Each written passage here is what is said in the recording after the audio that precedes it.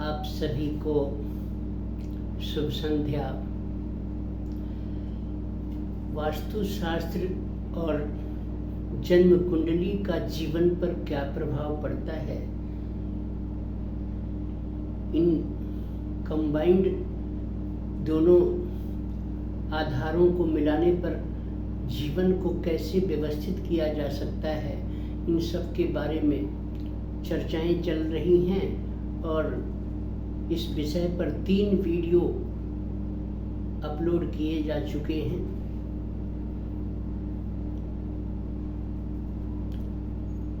अब आज नैऋत्य कोणे के बारे में बात की जाए और जन्म पत्री के अष्टम नवम हाउस के बारे में बात की जाए। काल पुरुष की कुंडली के अनुसार अष्टम और नवम हाउस और वास्तु पुरुष के अनुसार मकान की कुंडली में नैऋत्य हिस्सा, वास्तुदेव किसी भी भवन में किसी भी भूखंड पर उनका जो सिर है वो उत्तर पूर्वी कोने पर है और उनके जो पांव हैं, पैर हैं, वो नैऋत्य हिस्से पर स्थित होता है। नैऋत्य हिस्सा राहु देव के स्वामित्व में आता है। उस दिशा के वो स्वामी हैं। इस दिशा में 90 डिग्री का कोना बनता हो, अधिक कोण या न्यून कोण बनने पर, यानी कि अगर ये कोना घट या बढ़ रहा है 90 डिग्री से 90 डिग्री से, तो उसके दुष्प्रभाव जीवन पर देखने को मिलते हैं। नैऋत्य हिस्सा यानी दक्षिण पश्चिम का कोना, दक्षिण पश्चिम दोनों दिशाएं जहां आकर मिलती हैं वो नैऋत्य है, वो साउथ वेस्ट कॉर्नर है। यहाँ राहु देव स्वामी हैं। अगर ये कोना घट या बढ़ रहा है तो निवास करने वाले लोगों में किसी न किसी को स्किन की प्रॉब्लम, त्वचा रोग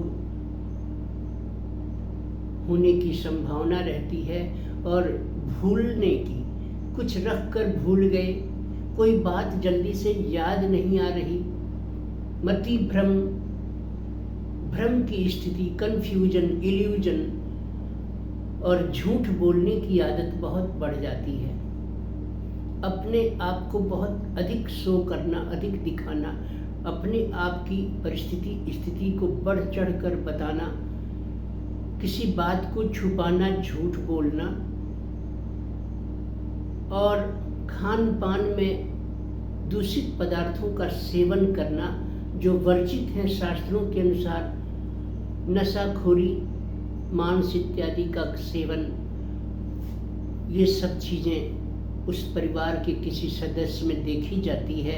अगर वो बैलेंस नहीं है, कोना नैऋत्य हिस्सा यदि बैलेंस में नहीं है, संतुलित नहीं है, अधिक कोण या न्यून कोण बनता है, वो कोना कट रहा है या बढ़ रहा है अति अधिक, उस तरफ कोई गेट है, वहाँ कोई चैम्बर है, नाली का पिट है, गड्ढा गहरा है, कोई टैंक बना रखा है, ये सब वहाँ दोष पैदा करते हैं। वहाँ वास्तु पुरुष के पांव हैं, पैर हैं, इस कारण पैर के निचले हिस्सों में, पांव की एड़ियों में चोट लगना, पैर के पंजों में टूट फूट हो जाना, हड्डी टूटना, मोच आ जाना और निचले हिस्से में, पैर के निचले हिस्से में दर्द, गठिया रोग, आर्थराइटिस, ये सब देखने को मिलने लग जाती हैं कुछ समय के बाद। अभी बना के घर निवास करने लग गए, आगे चल कर के प्रगति बाधित होती नजर आएगी और इसी प्रकार के रोगों से संबंधित कष्ट आने लगेंगे। ऐसा अनुभव में आपको देखने को मिलेगा। अब ये राहु देव की दिशा है, इस तरफ मुख्य द्वार मेन गेट भी अनुमति नहीं मिलती, वास्तुशास्त्र के नियम आपको अलाउ नहीं करते वहाँ मुख्य गेट बनाने के लिए।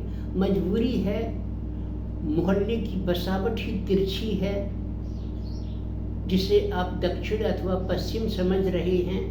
कंपास बताता है कि ना ये नैऋत्य हिस्से में है, तो पूरब और पश्चिम का एक्सिस सही नहीं है, तो वो फिर प्रभाव देखने को मिलेंगे। इस दिशा में कोने को 90 डिग्री पर ही रखा जाए, ऐसी कोशिश करें। आपकी ज़मीन अगर तिरछी है तो बनावट करते समय, कंस्ट्रक्शन के समय आप अपने ज़मीन का कुछ हिस्सा छोड़ भी सकते हैं, लेकिन बिल्डिंग लाइन, बाउंड्री की लाइन 90 डिग्री पर ही रखें, गुनिये में रखें, एल शेप में वहाँ रखें, लोभ छोड़ दें। ज़मीन आपकी है तो आपकी रहेगी, बाद में जाके वहाँ कोई फूल गमले रख सकते हैं, कुछ और कर सकते हैं, उपयोग में खाली है तो खाली है, लेकिन इसके लिए मुसीबत मोल क्यों लेंगे कि मेरी ज़मीन है इसको एक्वायर करो।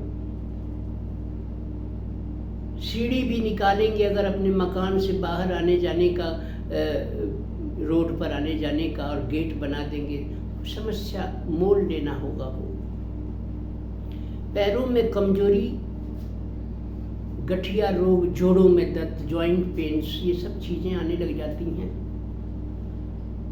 इसके अलावा पुत्र संतान और घर के जो मेंबर्स हैं उनका आर्थिक विकास, उन्नति, आर्थिक उन्नति, फाइनेंशियल ग्रोथ भी धीरे धीरे स्लो होने लग जाता है।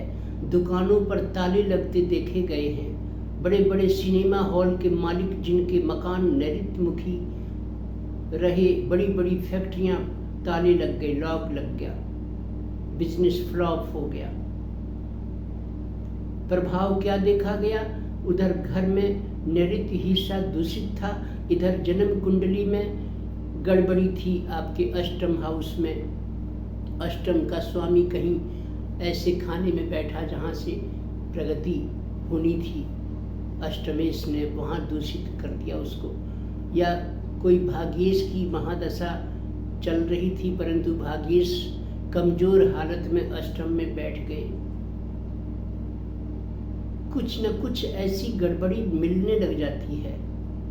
कंस्ट्रक्शन जब चल रहा हो, मॉडिफिकेशन चल रहा हो, मकान के अंदर कोई रद्दो बदल नैऋत्य की तरफ कर रहे हैं, तो ऐसी सलाह हम लोग देते हैं कि नैऋत्य हिस्से को अगर बाउंड्री भी तोड़ी गई तो उसका लेवल शाम होते होते कंस्ट्रक्शन करने वाले लेबर मिस्त्री उसे हाइट को बराबर में रखें। नैऋत्य हिस्सा कभी भी डाउन ना होने दें, एक दिन भी। बाउंड्री बन रही है तो चारों दिशाओं से बराबर दीवार उठनी चाहिए, लेकिन नैऋत्य में अगर दीवार की हाइट कम रह गई और मिस्त्री चला गया, अगले दिन भी नहीं आया, किसी कारण से, मौसम के खराबी से, या उस मिस्त्री की टीम के या उसके मुख्य मिस्त्री के स्वास्थ्य में कोई गड़बड़ी अगर आ गई और वो 2 दिन 4 दिन नैऋत्य हिस्सा आपका डाउन रह गया, या वहाँ आपने दीवार पुरानी थी जिसे ढहा दिया, तोड़ दिया था, डिसमेंटल कर दिया था और नया निर्माण अभी किया नहीं और नैऋत्य आपका बिगड़ गया, जब तक वो कंस्ट्रक्शन पूरा होगा नहीं और वो नैऋत्य ऊपर की बाउंड्री बराबर लेवल में या कम से कम 1-2 इंच अधिक ऊंची ही रखनी चाहिए, वो जब तक होगी नहीं तब तक हम लोग सलाह देते हैं कि घर का कोई सदस्य लंबी ट्रैवल पर, लंबी यात्रा पर, दूर की जर्नी पर भरसक ना निकले। वाहन व्हीकल चलाते समय, गाड़ी चलाते समय सावधानियों को बरतें, चौकन्ना रहे, अवेयरनेस में रहे, लापरवाही उन दिनों ना करें, भरसक घर से बाहर न निकलें जब तक कि आपकी बाउंड्री अथवा आपके मकान की वो हाइट दुरुस्त नहीं होती। हमेशा नैऋत्य को ऊंचा रखें, अन्य दिशाओं की दीवारों से तुलनात्मक रूप से नैऋत्य की दीवार या वहाँ कुछ भारीपन होना चाहिए। दक्षिण पश्चिम के कॉर्नर की तरफ 2 मंजिल कर सकते हैं, टीन सेट डाल दीजिए, कोई सेट डाल दीजिए, कोई निर्माण कर दीजिए, कोई भी तरह से वहाँ भारीपन कर दीजिए, सीढ़ी घर बना दीजिए, किसी तरह से उसको भारी रख सकते हैं। जितने भी आपके घर में ऐसे वस्तुओं का जमावड़ा है जो काम ही नहीं आती, रिजेक्टेड है, आप सोच रहे हैं कोई कबाड़ी वाला आएगा उसको बेच देंगे, लेकिन आपने बेचा नहीं, उसको जमा के रखा है, इकट्ठा करके रखा है, तो वो सब रखने की एक ही बस वो दिशा है नैऋत्य। उसी तरफ आप ये स्टोर रूम बना सकते हैं घर का, या सीढ़ी घर बना सकते हैं, लेकिन अन्य किसी दिशा में बेकार की सामग्री और स्टोर का रूम नहीं बनाएं। बहुत दिक्कत करता है, जीवन को रोकता है, बाधित करता है, प्रगति बाधित करता है, स्वास्थ्य को चैलेंजेस आने लग जाते हैं। छोटी छोटी बातें हैं लेकिन बड़े काम की हैं। अब इसमें मास्टर बेडरूम, अगर यहाँ कमरा है आपका नैऋत्य की तरफ, दक्षिण पश्चिम के कॉर्नर की तरफ मास्टर बेडरूम है, गृह स्वामी रहता है, निवास करता है, तो अच्छी बात है, उसके नियंत्रण में उसकी बात मानी जाएगी, नियंत्रण में परिवार रहेगा, बात को मानेंगे, वो अच्छे बड़े बड़े काम करेगा, उसके हर प्रोजेक्ट में उसको सफलता मिल सकती है। पुत्र संतान भी आज्ञाकारी होगी, प्रगति करने वाली होगी। लेकिन वहाँ टॉयलेट्स, बहुत से लोग शौचालय बना लेते हैं दक्षिण पश्चिम के कॉर्नर पर नैऋत्य हिस्से में, लेकिन शौचालय भी नहीं बनाना चाहिए, क्योंकि शौचालय बनाएंगे तो लेवल आपके फर्श में होल हो जाएगा, छिद्र होगा, छेद होगा, टैंक होगा, पिट होगा, नाली का निकास होगा, कहीं ना कहीं वहाँ की भूमि गहराई में कोई पाइप वाइप गुजारने के लिए वहाँ का ढांचा कुछ गहरा होगा, पानी वानी का वहाँ हमेशा पानी भरा रहेगा। नैऋत्य इन चीज़ों के लिए आपको अनुमति नहीं देता। थोड़ा हट के आप बनाएं, दक्षिण पश्चिम के बिल्कुल कॉर्नर को छोड़ दें, दक्षिण की तरफ थोड़ा बढ़कर बना सकते हैं। आप चाहें कि भाई मेरा नक्शा बिगड़ जाएगा, तो आपके डिजाइन से वास्तु का कोई लेना देना नहीं। 2 ही काम है, या तो डिजाइन का ही मजा लीजिए, नहीं तो आराम की जिंदगी का मजा लीजिए, जिस जिंदगी में बाधाएं ना हो या बहुत कम हो, स्वास्थ्य उत्तम रहता हो, सभी लोग स्वस्थ रहते हों, सबकी पढ़ाई और प्रगति सुचारू रूप से चलती हो, या तो उन चीज़ों का आनंद उठाइए, नहीं तो डिजाइन और नक्शे और यहाँ सब सुविधा यहाँ नहीं होगी, यहाँ बनाऊंगा, वहाँ बनाऊंगा, और अपनी मन मर्जी से आपने कोई गलत कंस्ट्रक्शन कर लिया जो बाद में टूट नहीं पाएगा और आप उसके परिणाम से परेशान हो जाएंगे। इसीलिए ये सब चीज़ें नियम हैं, आज से नहीं है, हजारों हजार साल पहले है। ऋग्वेद बताता है, वास्तुशास्त्र कोई आज की विद्या थोड़ी है। भारत भूमि एक ऐसी भूमि है जहाँ बहुत इस प्रकार के प्राचीन ग्रंथों का, बहुत से ग्रंथों को तो नष्ट कर दिया विदेशी लोग जब शासन में आए थे, बहुत से ग्रंथों को नष्ट कर दिया, बहुत से ग्रंथ उठा ले गए। जो बचा खुचा रहा उस विद्या को कैसे भी जीवित रखा जा रहा है, रखा गया है। इसीलिए सोने की चिड़िया भारत को कहा गया, क्योंकि यहाँ ज्ञान था।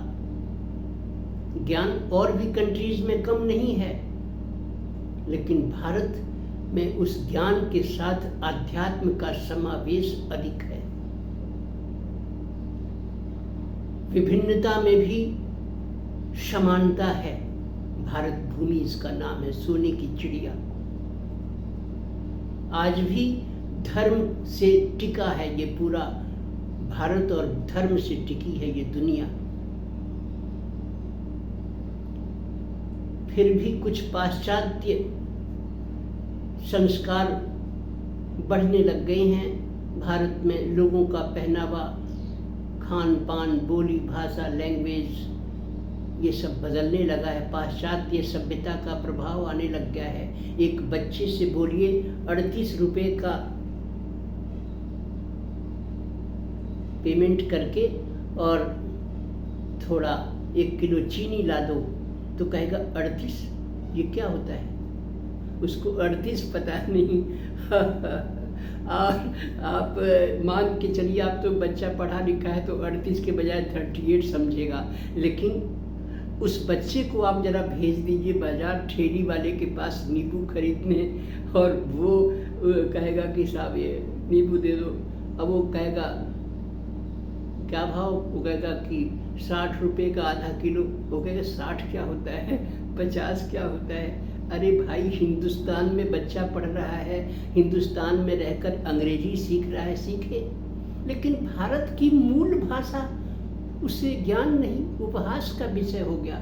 बच्चे को क्या बना रहे हैं आपकी? वो बेचारा समझ नहीं पा रहा है। ठेली वाला उसको रात में कोई अर्जेंट सब्जी खरीदनी है, वो मुद्रा का लेन देन, पैसे के लेन देन में अटक गया। ना तो ठेली वाला 38 समझ पा रहा है, ना 38 ये बच्चा समझ पा रहा है। ठेली वाला बार बार कह रहा है कि 38 रुपये, 38 दो, 38 दो, या 60 दो नींबू का। और वो कह रहे 60 होता क्या है, और वो क्या हो रहा है कि 60 होता क्या है? वो कह रहे 10, 20, 30, 40, 60 रुपीज़। अब अनगिनत संख्याओं में से कौन सी संख्या वो बोलना चाह रहा है? 60, ये कौन सा डिजिट है? वो नहीं समझ पा रहा है, वो टटोल रहा है। ये वो आसपास कोई व्यक्ति और खड़ा हो, उससे पूछने की चेष्टा करे तो वो कहते हैं भाई ये बच्चा समझ नहीं रहा है, 60 रुपये नहीं दे पा रहा है। ये तो कह रहा है कि मैं बहुत पढ़ा लिखा हूँ, बहुत महंगे स्कूल से एजुकेट हूँ, और वो 60 रुपये नहीं दे पा रहा है, ये गिन नहीं पा रहा है। तो वो आदमी समझेगा अरे 60, तब वो इशारे करेगा 10, 20, 30, 40, 50, 60, तो वो क्या पता समझेगा कि 600 समझ जाएगा, क्या समझेगा भाई? ऐसी शिक्षा के पक्ष में मैं तो नहीं। अंग्रेजी पढ़ाइए, बुरी चीज़ नहीं है। बच्चा आपका ब्रॉड माइंड का होगा, कहीं जॉब पकड़ने जाना हो विदेश तो उसको दिक्कत नहीं आएगी, अच्छी बात है। फॉरेन में जाके भी जॉब कर सकता है और हिंदुस्तान की पहचान बना सकता है। लेकिन ऐसा भी मत पढ़ाइए कि हिंदी नहीं जान पाए। हिंदी नहीं जानता, 12 नहीं समझता, 12 रुपये क्या होते हैं, 12 कहता है बस। ऐसी पढ़ाई में तो स्कूल के भी जो लोग इस मेरी YouTube वीडियो को सुन रहे हों, वहाँ स्कूल के श्रोता सभी शिक्षक गण को भी प्रणाम करते हुए मैं ये निवेदन करता हूँ कि अपने कोर्स में जो एक सब्जेक्ट हिंदी भी होता है ना, उस हिंदी पर भी बल दें। बालक का टेस्ट, उसमें भी मार्किंग, ये नहीं कि बाकी के सब्जेक्टों में अच्छे नंबर ले आए तो उसको फर्स्ट डिवीजन और मेरिट वाला, मेरिटोरियस मान करके सर्टिफाई करने की he has succeeded and passed this class, ऐसा नहीं। उसको हिंदी, हिंदुस्तान का बालक है ना, हिंदी नहीं जानेगा तो विदेशी लोग उसके ऊपर हंसी उड़ा देंगे कि यार तुम हिंदी नहीं जानते हो, हिंदुस्तान से आए हो। तो हाँ, तो हिंदू अपनी मूल मातृभाषा, अपनी मदर टंग है हिंदी। हिंदी की ऐसी उपेक्षा में तकलीफ होती है। मैं भी शिक्षक रहा हूँ। नौकरी में आने से पहले मैंने 15 साल स्कूलों में शिक्षण का कार्य भी किया। हिंदी बहुत जरूरी है।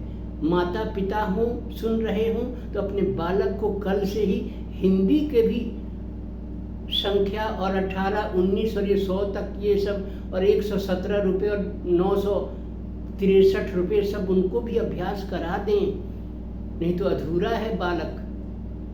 वो चाहे कितना भी पढ़ लिख ले लेकिन उससे दिक्कत आएगी कहीं ना कहीं, और या शर्मिंदगी होनी पड़ेगी, अपने कंट्री की लैंग्वेज ही अधूरा उस जानता ही नहीं है।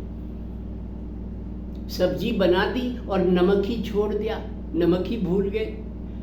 चाय बनाई और उसमें चीनी भूल गए, बेस्वाद फीका लगेगा ना। सारी शिक्षा ले ली और हिंदी ही नहीं जानते, फीका हो गया ना। एजुकेशन में आप मतलब ऐसा भी एडवांसमेंट बहुत अच्छा मैं नहीं समझता। आपको अच्छा लगता है तो मैं आपको भी कहूँगा कि ना, मैं आपकी बात से सहमत नहीं हूँ। तो बहुत मुश्किल चीज़ नहीं है। आपने बालकों को हिंदी की संख्याएं, हिंदी के डिजिट्स, अंक और हिंदी की जो अल्फ़ाबेट्स हैं, स्वर व्यंजन हैं, अ आ इ ई, ये सब जो स्वर व्यंजन हैं, क ख ग घ, ये जो व्यंजन हैं कॉन्सोनेंट्स, इन सब से परिचय कराइए। शब्द लिखना, सेंटेंस पढ़ना और उस शब्द को सुनकर और शब्द को हिंदी में ज्यों का त्यों कॉपी पर लिखना, डिक्टेशन बोलें दें, उसको पढ़ें पढ़ाएं। माताएं ऐसा हिंदी का डिक्टेशन अपने बालकों को दे देकर उनका सुधार कर सकती हैं, चाहे उनका बालक सीनियर सेकेंडरी क्लास का स्टूडेंट क्यों ना हो। अगर वो हिंदी में अधूरा है तो माँ इतना तो जानती है ना, 18 किसको कहते हैं, वो सुधार कर दे। तो आज हुई नैऋत्य की बात, और अब रही जन्मपत्री के अष्टम नवम हाउस की। तो देखिए, नवम हाउस जो है भाग्य का खाना है, भाग्य का स्थान है। आप नवम में जो भी राशि बैठी है उस राशि के स्वामी का कलर ज़्यादातर उसके डे को, उस दिन को, उस वार को पहना करें। कलर थेरेपी भी आपको लाभ देगी। उस वस्तु का दान कभी ना करें, किसी को गिफ्ट में फ्री में ना दें। जो आपके भाग्य का स्वामी है, भाग्य की वस्तु, सौभाग्य की वस्तु किसी को गिफ्ट में आप ना दें। कोई आपको दे तो आप ले लें। इसी प्रकार जो अष्टम खाना है, इस अष्टम खाने में बैठी हुई राशि के स्वामी के मंत्रों का जाप और उनके वस्तु का दान भी करते रहेंगे तो आप समझिए कि लाइफ में समस्याएं कम होने लग जाएंगी। वास्तु के बारे में जो ये सब बातें बता रहा हूँ, बेसिक चीज़ें हैं, सिर्फ बहुत ज़्यादा उसके गहराई में नहीं घुस रहा हूँ। आपको समझ में आ जाएगा what to do and what not to do. ये सब बस आप समझ लीजिए। बस थोड़ा टाइम भी पास हो गया, थोड़ी चर्चा भी हो गई और कुछ बातों का, अच्छी बातों का आदान प्रदान हो गया। नहीं तो कांग्रेस में, बीजेपी में कहाँ क्या हो रहा है, और वो सब समता पार्टी और इन सब चीज़ों में समय जो अमूल्य जीवन मिला है, इस जीवन को गंवा देंगे आप। पूंजी को संचित रखिए, ज्ञान का वर्धन कीजिए, आप भी सुखी रहिए और अपने परिवार के सदस्यों को भी सुखी रखिए।